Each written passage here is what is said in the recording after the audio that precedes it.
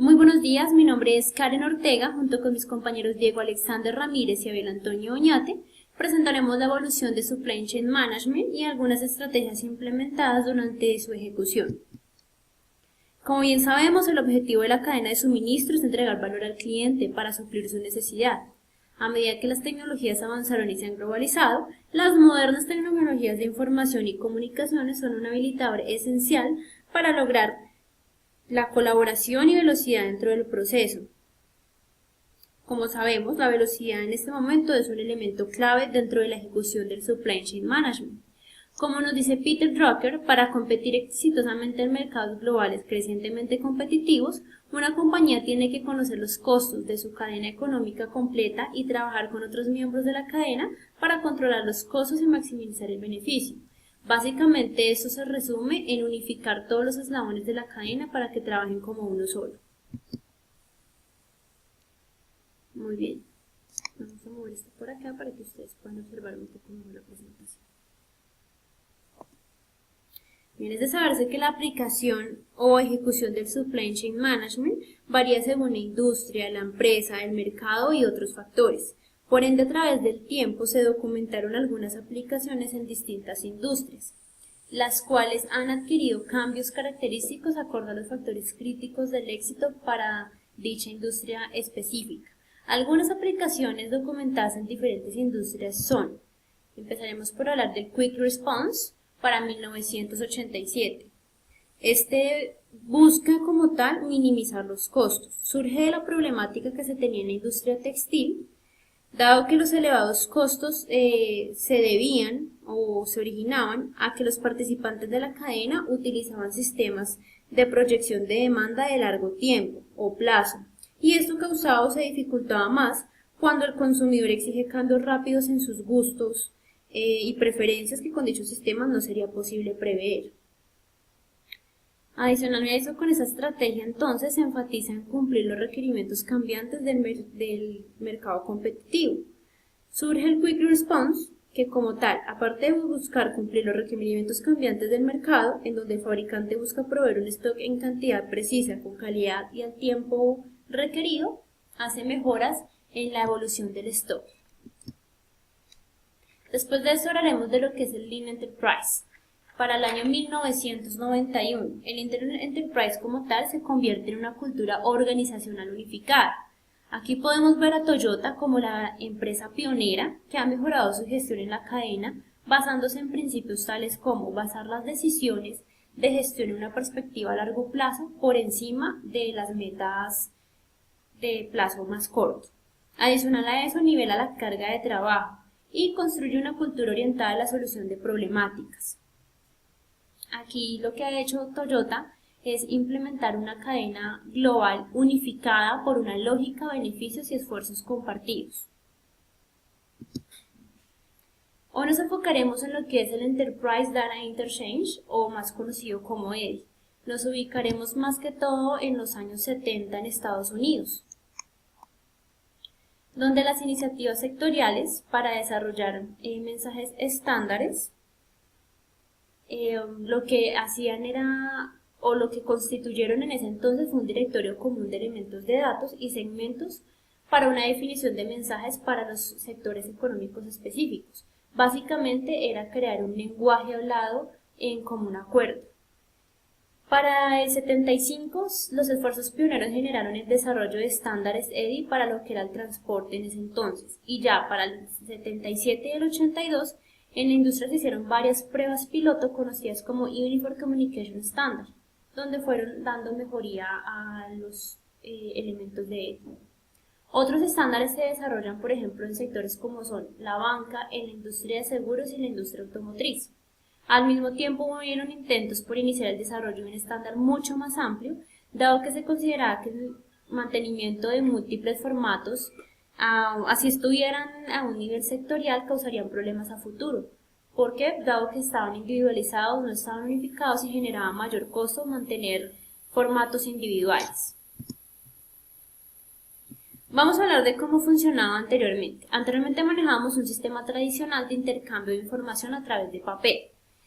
Este se realizaba de la siguiente forma. Teníamos una orden de compra que se generaba manualmente o a través de un sistema computarizado de compra, para luego ser impresa y posteriormente ser transmitida por algún medio como el fax, el correo o el teléfono a la compañía vendedora, la cual a su vez ingresaba los mismos datos en su propio sistema y por tanto generaba pues un alto grado de redundancia. Adicional a eso, que duplicaba los esfuerzos o las labores. El sistema basado en papel tenía varios problemas inherentes que impactaban la productividad logística. ¿Por qué? Dado que la transmisión de información entre compañías genera retrasos, agregándole la posibilidad de errores debido al ingreso manual de datos. Adicional a eso, se creaba la incertidumbre del sistema por los retrasos en los procesos como el envío en el correo, lo cual generaba que el remitente nunca estuviera seguro si la información era recibida y cuándo ocurría esto. Bien, adicional a eso se calcula que el 70% de los datos generados por el sistema de información de una compañía se transforma en el input del sistema de información de otra, lo cual al ser manual genera duplicidad en datos y pues un alto grado de redundancia, nuevamente. ¿Cómo funciona EDI? Actualmente, EDI nace de la necesidad del intercambio de información de una manera más práctica, rápida y por supuesto eficaz. Esta es la solución más difundida en el intercambio de datos, permitiendo que esta actividad sea más sencilla. Su propósito, como tal, es eliminar el ingreso duplicado de datos y mejorar la velocidad y precisión del flujo de la información. ¿Cómo funciona EDI? Entonces, EDI, como en el ejemplo anterior, tenemos una orden de compra que es generada por un sistema computarizado, ya no es manual. Y en vez de ser impresa, la información es electrónicamente ingresada en el sistema de ingreso de órdenes de la compañía vendedora. Por así decirlo, todo se aloja en una base de datos, que puede ser compartida para todos los eslabones de la cadena o todas las dependencias. Una vez recibida por la misma, el flujo de información es procesada sin intervención humana ni recodificación, evitando que haya duplicidad de datos. El resultado de este proceso, pues, ¿qué se da? Una precisión de los datos y reducción en los tiempos de transmisión y procesamiento, anulando retrasos potenciales. El principal componente de EDI, en este caso, sería el enlace, por medio de la red, evitando la necesidad de interpretación humana. Básicamente se crea un código estandarizado, entendible para todas las dependencias. Digamos que lo hace muy diferente de otras formas de comunicación electrónica. Tenemos también lo que son los emails, fax, entre otros tantos, los cuales son intercambios persona a persona que se logran a través de la red, por medio de una computadora. Cuando un email o un fax es recibido, el mismo debe ser interpretado por una persona y los datos deben ser ingresados nuevamente a su computadora para su procesamiento, es decir, a la computadora del remitente. A pesar de que ambos métodos tienen un tiempo de transmisión bajo, los mismos no eliminan la necesidad del reingreso de datos y los errores obviamente en el reingreso de los mismos. Hablemos algo de los beneficios derivados de EDI y las dificultades en su implementación. Por una parte, en beneficios tenemos la mejora productiva interna, dado que tenemos comunicación compartida, reducimos costos y reducimos tiempos. Tenemos una mejora en el canal de relaciones. ¿Por qué? Porque tenemos todo en la red y simplemente podemos ir a ella. Mejora la productividad externa porque mejora el tiempo en entrega y asimismo la satisfacción del cliente. Mejora la internalización, disminuye los costos operativos, reduce la entrada de datos de información redundantes, así como el tiempo involucrado en el proceso de la entrada de los datos.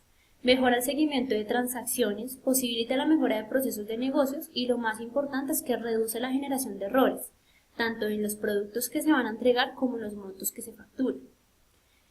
Las dificultades que encontramos en su implementación, iniciaríamos por esa barrera cultural, el miedo al cambio, ¿cierto? Esa resistencia al cambio que la podemos solucionar con educación cultural.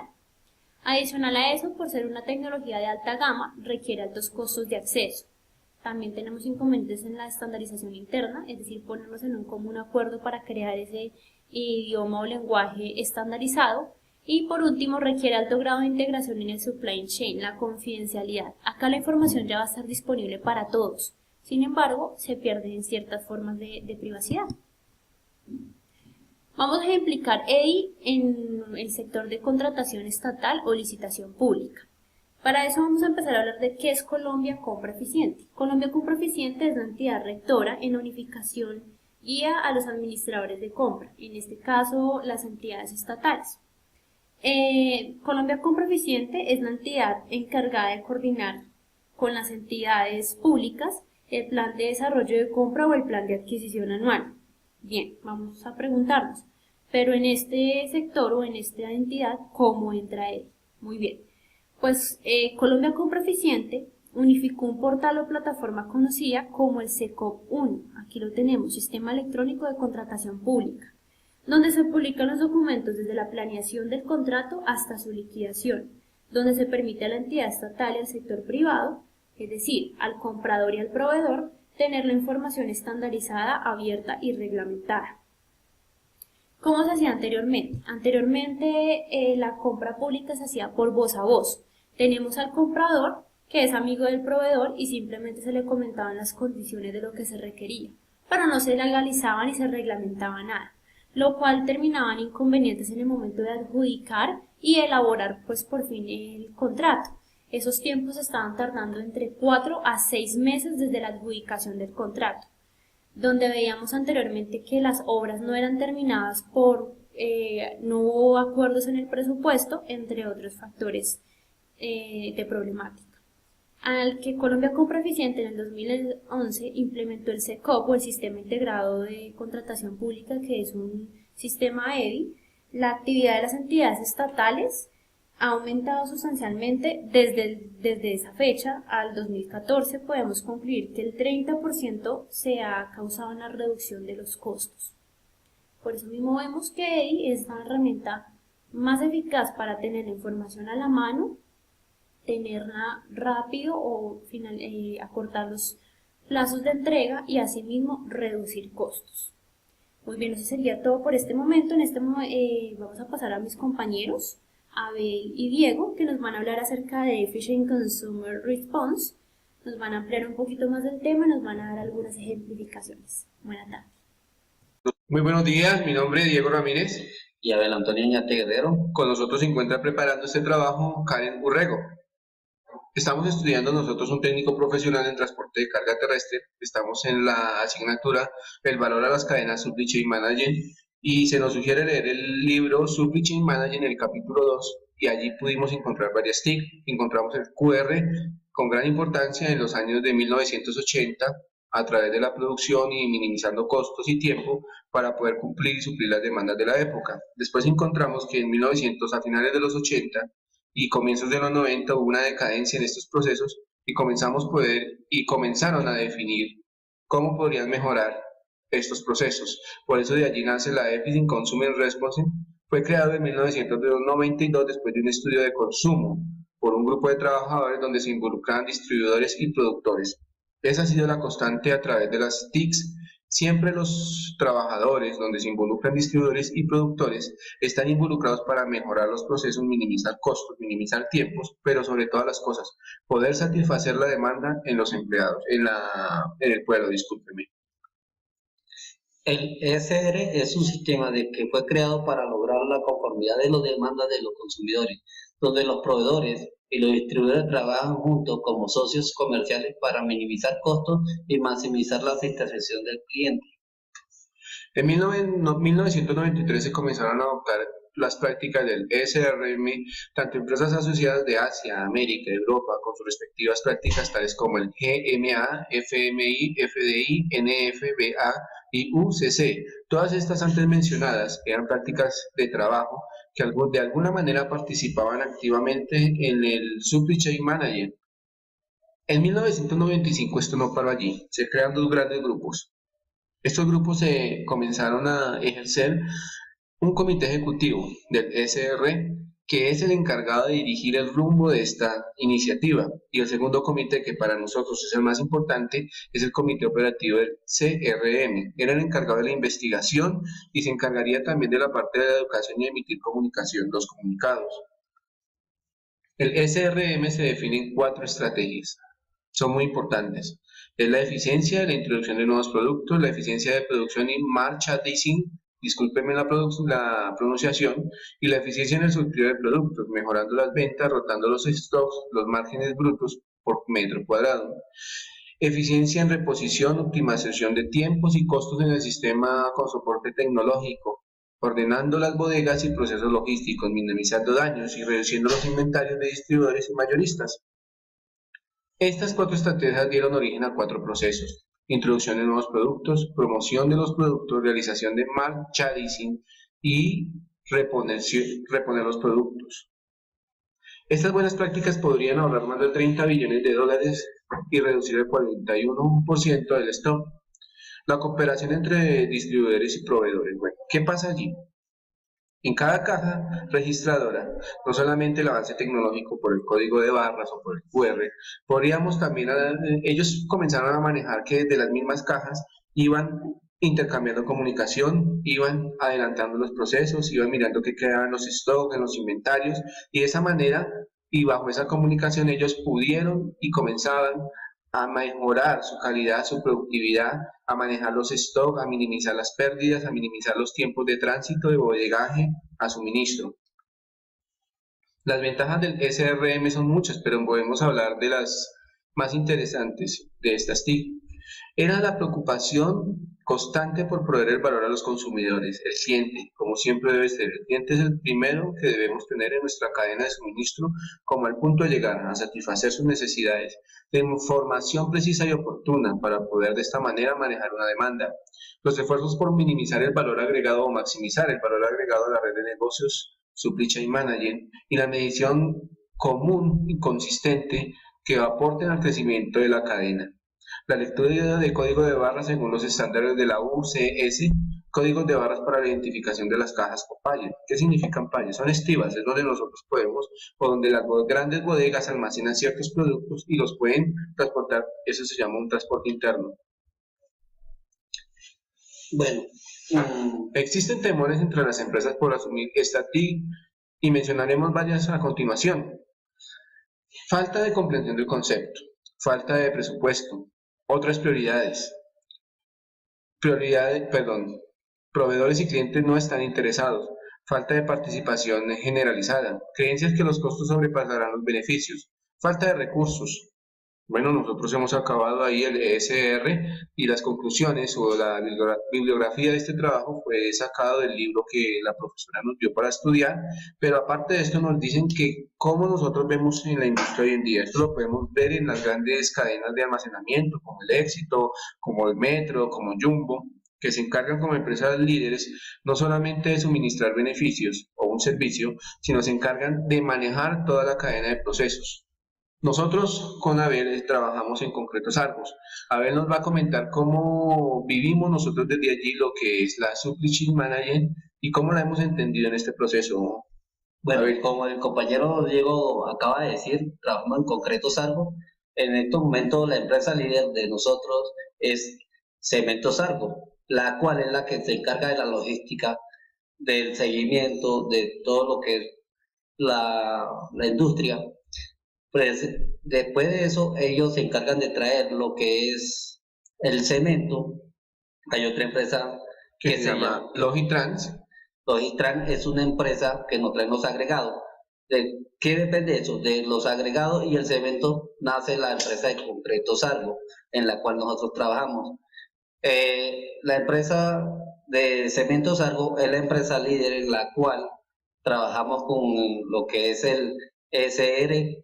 Es la que se encarga de todo el proceso como tal, lo que es la logística, lo que es el almacenamiento, la producción, y es la que minimiza lo que es el tiempo y maximiza los costos. Entonces en estos procesos nosotros trabajamos en una empresa que se encarga, que es la empresa líder en este momento. La materia prima de la empresa líder, como es el cemento, sale de clinker, esto sale de minas, así que ellos no tienen proveedores, y los agregados de la misma manera, los agregados salen de minas, de agregado de piedra, donde es extraída, molida, y tiene una trituración para las especificaciones que requiere el cliente, a los cuales Concretos Argos trabaja. Concretos Argos es una empresa que ya lleva más de 70 años en la industria. Es una empresa que genera no solamente un bienestar a nosotros como empleados, sino que va en un estudio continuo de cómo mejorar procesos, cómo mejorar sus productos. Y hemos llegado a una estandarización de un producto que ha sobrepasado los niveles de calidad y que en este momento estamos en el mercado en el número uno. No quiero hablar de la empresa, con esto nosotros terminamos nuestra participación. Esperamos que haya suplido la necesidad adquirida por la profesora. Muchas gracias, Abel. Gracias, Diego. Gracias, Karen.